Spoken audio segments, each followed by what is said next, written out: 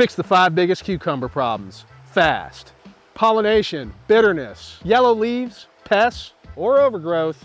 Let's try to figure out how to get your cucumbers back on track, how to make sure you have a successful growing season next season. So just follow along with me and we're gonna work through this. So one of the problems you may have encountered during the growing season was deformed cucumbers or malformed cucumbers, and maybe they came in too small. What that was a sign of was it was an issue with pollination. Now, if you had an issue with pollination, you can aid the plant along the way by doing some self-pollination. So the first thing you're gonna wanna do is find a male flower, and that's easy right here. So this is a male flower right here. See that stem? That's a male. And see that right there? That's a female. So we're gonna take this off right here, and you can then take that and just try to smush it right into there. Just smish it, smish it.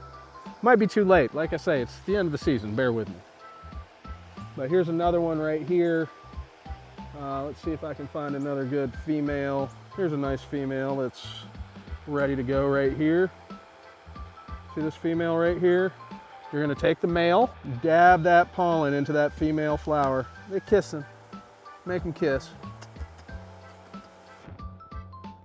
Now, if your cucumbers are bitter, chances are this guy, it's a stressed out plant. He's gonna produce some bitter fruit. Bitter cucumbers, bitter. If your cucumbers are tasting bitter, it's because the plant is stressed out. That's going to be an issue of either soil, sun, water, or pests, or a combination of the 4. So as you can see, we use bug screen. This really aids in keeping out pests, but more important than that, it also helps prevent a whole lot of sun. We had one of the hottest summers we've ever had this year, and with that came a lot of stress for our plants. Our tomatoes had a lot of leaf curl. It was a really difficult year in terms of heat. Last year we had 5 days that exceeded 90 degrees. This year we had 33 that exceeded 90 degrees, 12 of which exceeded 100. So you can imagine what kind of growing environment that was. It was really tough. The plants were really stressed out. So one of the things you can do is, like I say, put up some bug screen, some shade cloth. This helps reduce the temperature. You can throw in some fans in your shade house or in your garden. It's really worth investing in protecting what you've done. The bug screen doubles as shade cloth as well. It reduces sunlight by up to 10%. It's also going to help you keep out the dreaded cucumber beetle. The dreaded cucumber beetle, not only does it feed off the plant and damage the plant, it also can bring disease to your plant. So cucumber beetle can come through a row like this and absolutely decimate your crop early in the spring. It does not take long, literally a week to 2 weeks. So again, pests are really important to keep away from your plants. So that's why I always say, if you can, get the bug screen. Obviously, this is a big garden, much more expensive. This was about $500 to $600 worth of bug screen. For a small garden, you know, a typical 4 foot by 8 foot kind of bed, you're looking at spending about $35, $40. Is your soil a problem? Cucumbers love potassium and phosphorus. You can remedy this issue easily by getting some worm castings or high quality compost and what's called side dressing.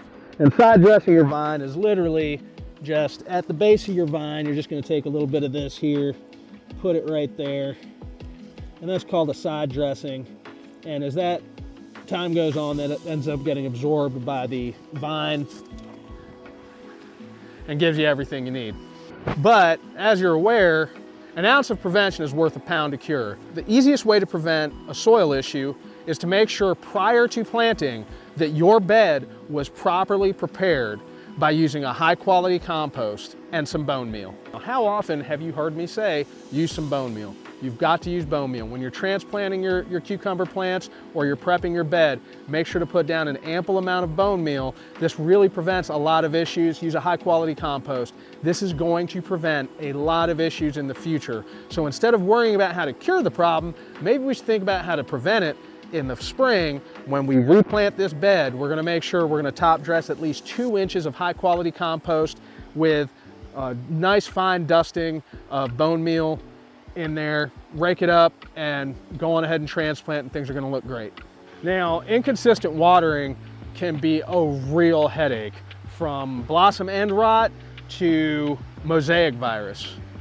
These are two diseases you really want to avoid when you're growing your cucumbers. Blossom end rot is an issue where essentially you've let the ground dry out completely and then you start flooding it with water. This creates issues by essentially causing some root rot. And right at the end of the fruit, where the blossom is, starts to create a rot, hence blossom end rot. This can also be from a calcium deficiency. So in terms of watering, in order to prevent the blossom end rot and mosaic virus, you're going to want to water consistently. Again, I preach this as much as I can. Drip line is a really great way to water.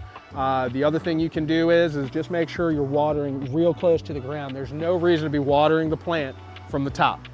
You do not want to do that. You do not want to water your plants from the top. You want to get as close to the ground as possible. Now, when you're done watering, I water through drip tape for about 30 minutes a day in the summer, sometimes as much as an hour.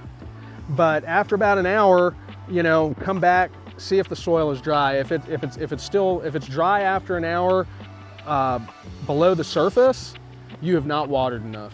So you've got to make sure you are consistently watering and keeping your cucumber vines watered. They really, really need that consistent watering. Are you pruning and trellising your vines? As you can see, I trellis and I prune. It's essential to get a lot of airflow. When your vines are just all over the ground, you're just breeding disease. So you want to get these plants elevated up off of the ground. It also makes it easier to pick the fruit. These are, I think, $1 a piece on Amazon. You don't even have to do this. You can just get some string.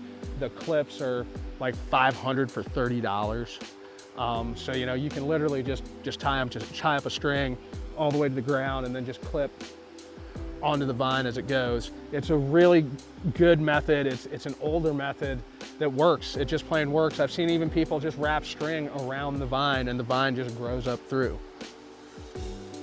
In terms of pruning, you want to make sure that you're cutting off your suckers. So this is a sucker, right here. Boom. That's a sucker. It comes off the main vine. There was a main leaf here like this, right here. So this is a sucker. You're going to want to cut that off. And a sucker robs the plant of energy that it could be putting towards the fruit. When you prune back your suckers, you're gonna have an overall healthier and happier plant because it's gonna have more energy. And so the two things you wanna make sure: prune, trellis, absolutely essential.